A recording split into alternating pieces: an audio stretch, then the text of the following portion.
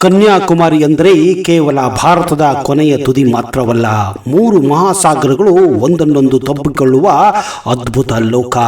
ಒಂದೇ ಜಾಗದಲ್ಲಿ ನಿಂತು ಸೂರ್ಯ ಉದಯಿಸುವುದನ್ನ ಮತ್ತು ಸೂರ್ಯ ಮುಳುಗುವುದನ್ನ ನೋಡುವ ರೋಮಾಂಚನ ಈ ಒಂದು ತುದಿಯಲ್ಲಿ ಮಾತ್ರ ನೀವು ಕಾಣಬಹುದು. ಜಗತ್ತಿನ ಬಹುತೇಕ ಬೀಚುಗಳಲ್ಲಿ ಮರಳು ಒಂದೇ ಬಣ್ಣದಲ್ಲಿದ್ದರೆ, ಕನ್ಯಾಕುಮಾರಿಯ ಕಡಲ ತೀರದಲ್ಲಿ ಬಹುಬಣ್ಣದ ಅಂದರೆ ಮಲ್ಟಿ ಕಲರ್ಡ್ ಮರಳನ್ನ ನೀವು ಕಾಣಬಹುದು. ಇಲ್ಲಿನ ಮರಳಿನಲ್ಲಿ ನೈಸರ್ಗಿಕವಾಗಿಯೇ ಭಿನ್ನ ಖನಿಜಗಳು ಇರುವುದರಿಂದ ಮರಳು ಕೆಂಪು, ಕಪ್ಪು ಮತ್ತು ಹಳದಿ ಬಣ್ಣದಲ್ಲಿ ಹೊಳೆಯುತ್ತದೆ. ಕನ್ಯಾಕುಮಾರಿ ರೈಲ್ವೆ ಸ್ಟೇಷನ್ ಭಾರತದ ಅತ್ಯಂತ ದಕ್ಷಿಣ ಕೊನೆಯ ರೈಲ್ವೆ ಸ್ಟೇಷನ್ಗಳಲ್ಲಿ ಒಂದಾಗಿದೆ. ಇಲ್ಲಿ ಹಳಿಗಳು ಕೊನೆಗೊಳ್ಳುತ್ತವೆ. ಭಾರತದ ಅತ್ಯಂತ ಸುದೀರ್ಘ ಪ್ರಯಾಣದ ರೈಲು ವಿವೇಕ್ ಎಕ್ಸ್ಪ್ರೆಸ್ ಇಲ್ಲಿಂದಲೇ ಆಸಾಂನ ದಿಬ್ರುಗಢ್ವರೆಗೆ ಸುಮಾರು 4189 ಕಿಲೋಮೀಟರ್ ದೂರ ಸಂಚರಿಸುತ್ತದೆ. ನೀವು ಚಿತ್ರಾ ಪೂರ್ಣಿಮೆ ದಿನ ಇಲ್ಲಿಗೆ ಹೋದರೆ ಒಂದೇ ಸಮಯದಲ್ಲಿ ಒಂದು ಕಡೆ ಸೂರ್ಯ ಮುಳುಗುತ್ತಿರುವುದನ್ನ ಮತ್ತು ಇನ್ನೊಂದು ಕಡೆ ಚಂದ್ರ ಮೂಡುತ್ತಿರುವುದನ್ನ ಒಟ್ಟಾಗಿ ಕಾಣುವ ಸಂಭ್ರಮ ನೀವು ಮಾಡಬಹುದು. ಕನ್ಯಾಕುಮಾರಿ ಎಂಬ ಹೆಸರು ಪೌರಾಣಿಕ ಕಥೆಯಿಂದ ಬಂದಿದ್ದು ಎಂದು ಇತಿಹಾಸಕಾರರು ನಂಬುತ್ತಾರೆ. ಕನ್ಯಾಕುಮಾರಿಯನ್ನು ಬ್ರಿಟಿಷರು ಪ್ರೀತಿಯಿಂದ ಕೇಪ್ ಆಫ್ ಕಮೋರಿಯನ್ ಎಂದೇ ಕರೆಯುತ್ತಿದ್ದರು.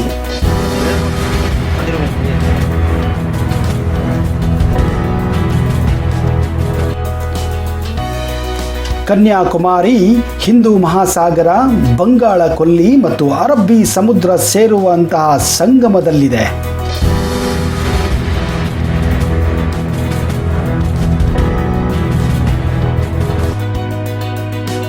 ಕನ್ಯಾಕುಮಾರಿಯು ಹುಣ್ಣಿಮೆಯ ದಿನ ಕಣ್ಣು ಕೊರೆಯುವಂತಹ ಸೂರ್ಯೋದಯ ಮತ್ತು ಸೂರ್ಯಾಸ್ತಕ್ಕೆ ಅತಿ ಹೆಸರುವಾಸಿಯಾಗಿದೆ.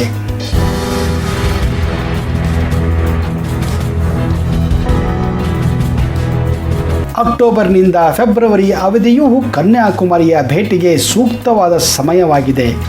ಈ ಸಂದರ್ಭದಲ್ಲಿ ವಾತಾವರಣ ತುಂಬ ಆಹ್ಲಾದಕರವಾಗಿರುತ್ತದೆ. ಜೂನ್ನಿಂದ ಆಗಸ್ಟ್ವರೆಗಿನ ಸಮಯದಲ್ಲಿ ಈ ಪ್ರದೇಶವು ಹೆಚ್ಚಿನ ಪ್ರಮಾಣದ ಮಳೆಯನ್ನು ಪಡೆಯುವುದರಿಂದ ಭೇಟಿಗೆ ಸೂಕ್ತವಲ್ಲ.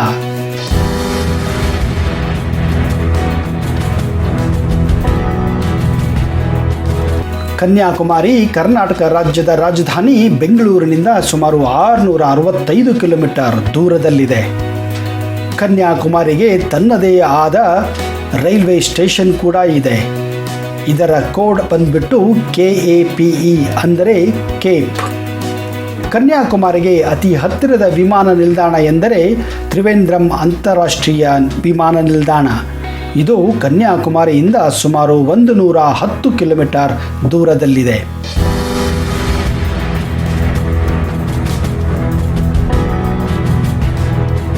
ಕನ್ಯಾಕುಮಾರಿ ರೈಲ್ವೆ ನಿಲ್ದಾಣದಿಂದ ಹಲವಾರು ಆಟೋ ರಿಕ್ಷಾಗಳು ಹಾಗೂ ಟ್ಯಾಕ್ಸಿಗಳ ಸೇವೆಯೂ ತುಂಬಾನೇ ಇದೆ.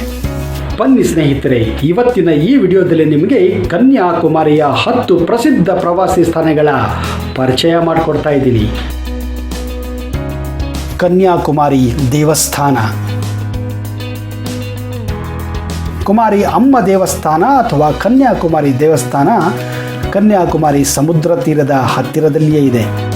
ಇದು ಶಿವನನ್ನು ಮದುವೆಯಾಗಲು ಸ್ವಶಿಕ್ಷೆ ಕೊಟ್ಟುಕೊಳ್ಳುವ ಪಾರ್ವತಿಯ ಮರು ಅವತಾರವೆನ್ನಲಾಗಿದೆ.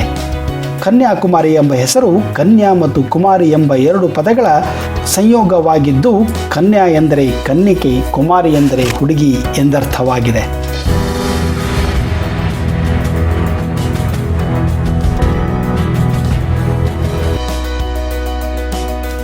ವಿವೇಕಾನಂದ ಬಂಡೆ. ರಾಮಕೃಷ್ಣ ಮಿಷನ್ ಸ್ಥಾಪಕರಾದ ರಾಮಕೃಷ್ಣ ಪರಮಹಂಸರ ಶಿಷ್ಯ ವಿವೇಕಾನಂದರ ನೆನಪಿನ ಸ್ಮಾರಕ ಇದಾಗಿದೆ.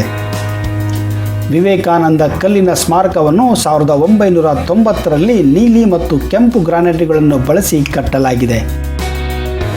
ಸಮುದ್ರ ಮಟ್ಟಕ್ಕಿಂತ 17 ಮೀಟರ್ ಎತ್ತರದಲ್ಲಿ ಕಲ್ಲು ದ್ವೀಪದ ತುತ್ತುದಿಯಲ್ಲಿ ಇದನ್ನು ನಿರ್ಮಿಸಲಾಗಿದೆ. 6 ಎಕರೆ ಜಾಗದಲ್ಲಿ ಇದನ್ನು ಅದ್ಭುತವಾಗಿ ಕಟ್ಟಲಾಗಿದೆ. ಈ ಸ್ಮಾರಕವು 2 ಬಂಡೆಗಳ ಮೇಲೆ ನಿಂತಿರುವಂತಹ ಅದ್ಭುತ ಕಲೆಯಾಗಿದೆ. ವಿವೇಕಾನಂದರು ಕನ್ಯಾಕುಮಾರಿಗೆ ಬಂದು ಈ ಕಲ್ಲಿನಲ್ಲಿ ಕುಳಿತು ರಾತ್ರಿ ಪೂರ್ತಿ ತೀವ್ರ ಧ್ಯಾನ ಮಾಡಿದ್ದರು ಎಂದು ಹೇಳಲಾಗುತ್ತದೆ.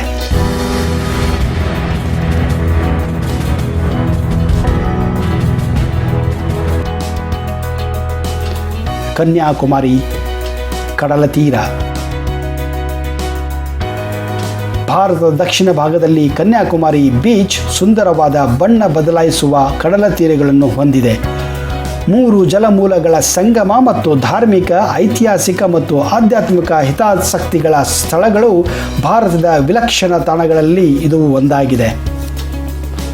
ಭಾರತೀಯ ಉಪಖಂಡವನ್ನು ಪರ್ಯಾಯ ದ್ವೀಪವನ್ನಾಗಿ ಮಾಡುವ 3 ಜಲಮೂಲಗಳ ಸಂಗಮದ ಸಂಪೂರ್ಣ ಸೌಂದರ್ಯದಲ್ಲಿ ಸ್ನಾನ ಮಾಡಲು ಇಲ್ಲಿಗೆ ಬರುವ ದೇಶ ಹಾಗೂ ವಿದೇಶದ ಜನರನ್ನು ಬೀಚ್ ತುಂಬಾನೇ ಆಕರ್ಷಿಸುತ್ತದೆ.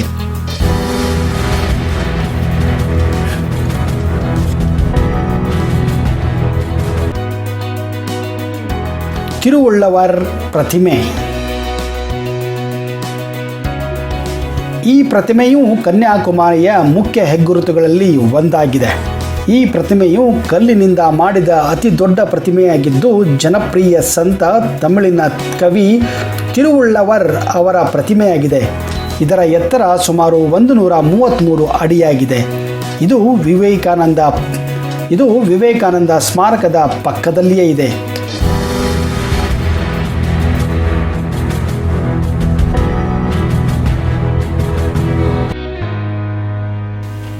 ವಟ್ಟಕೊಟ್ಟೈ ಕೋಟೆ. ಕನ್ಯಾಕುಮಾರಿಯ ಈಶಾನ್ಯ ಭಾಗದಲ್ಲಿ ಸುಮಾರು 6 ಕಿಲೋಮೀಟರ್ ದೂರದಲ್ಲಿ ಈ ಕೋಟೆ ಇದೆ. ಇದು 18ನೇ ಶತಮಾನದ ಕೋಟೆಯಾಗಿದೆ. ವಟ್ಟಕೊಟ್ಟೈ ಕೋಟೆಯ ಗೋಡೆಗಳು ಸುಮಾರು 25 ಅಡಿ ಎತ್ತರವಾಗಿವೆ ಹಾಗೂ ಮುಂಭಾಗದಲ್ಲಿ 29 ಅಡಿಯಷ್ಟು ದಪ್ಪವಾಗಿದೆ. ಡಚ್ ನೌಕಾ ಅಧಿಕಾರಿಯಾಗಿದ್ದ ಡೇಲ್ನು ಇದನ್ನು ಕಟ್ಟಿಸಿದನು. ಕೋಟೆಯನ್ನು ಕಲ್ಲಿನಲ್ಲಿ ಅದ್ಭುತವಾಗಿ ಕಟ್ಟಲಾಗಿದೆ. ಇದರಲ್ಲಿ ವಿಶ್ರಾಂತಿ ಕೊಠಡಿ, ಶಸ್ತ್ರಾಸ್ತ್ರ ಕೊಠಡಿ ಮತ್ತು ಕಾವಲ ಗೋಪುರಗಳಿವೆ.